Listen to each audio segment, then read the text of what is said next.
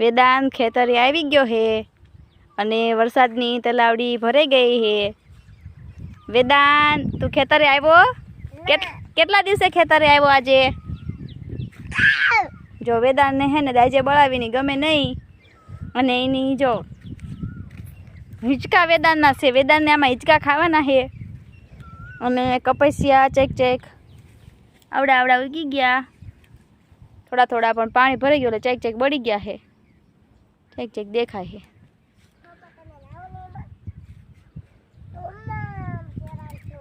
હા દાડમડી છે, દાડમમાં ફૂલ પણ આવી ગયા છે। વેદાંત દાડમ ખાવા આવશે પછી હો, એક અહીંયા પણ છે।